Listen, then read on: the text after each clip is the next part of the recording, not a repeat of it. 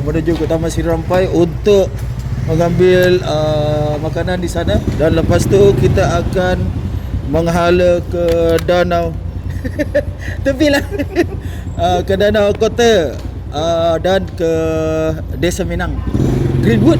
Okey, bye bye.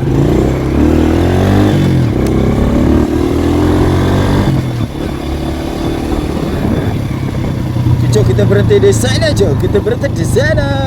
Bagi cut. Hello bro. Take your cut. Give me my license.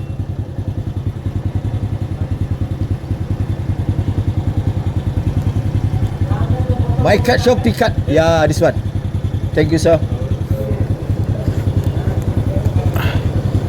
Cuk, aku salah bagi kad lah cuk. Ini lah aku kasih. Sebenarnya aku nak bagi Shopee cuk. Ni Shopee di sini cuk. Aku nak bagi ni sebenarnya. Terbagi itulah. Terus take left. Cuk.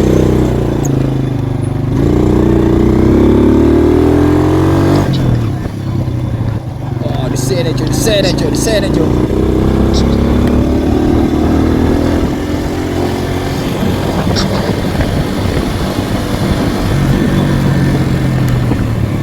Okay. Ni dekat apa? Portal Selangor Piuter ke apa nama dia tu? Ni kawasan dia ni lah. Sekarang menghala ke Taman Sri Rampai. Ambil makanan Cina Muslim. Okay. Ambil makanan Cina Muslim.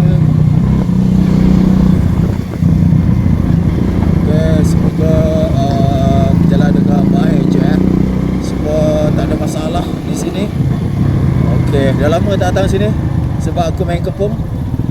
Kalau kita main kat kepung, kita akan jarang jumpa sini. Sekarang kita menghala ke kanan, lepas tu masuk kanan lagi, jumpa Taman Tasik, masuk kanan cuk. Okey.